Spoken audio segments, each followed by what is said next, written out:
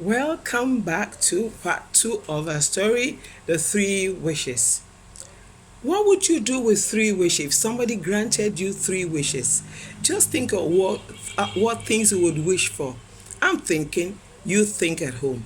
And by the way, the real meaning, full meaning of fairy is a small imaginary being of human form that has magical powers. A small imaginary being of human form that has magical powers. And that's why, because a fairy has magical powers, that's why she could grant the man and the woman three wishes. Let's go follow the story and listen out to what they wished for. Good luck. The couple they could hardly believe their good luck. What luck? What strange luck. All day long, they dreamed about the wishes they would make.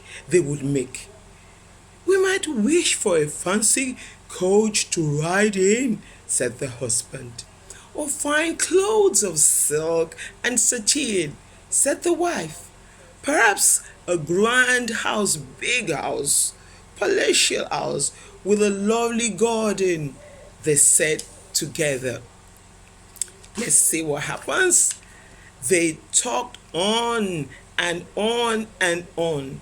There seemed to be no end to what they could wish for. They wished for everything they could imagine. They thought of great chests of jewels and piles of gold coins. Imagine. It could be all theirs for the asking, just like that. Finally, the man and the wife tramped home. They went back home.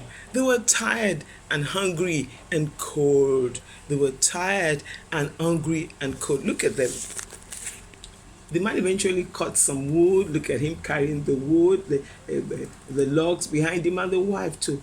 But before they got up, they were already tired, hungry, and cold. So let's see what happens. Inside their tiny cottage, the man built a blazing fire. The man and the woman sat a while, resting and warming themselves. Each was deep in thought about the three wishes. Three wishes, goodness.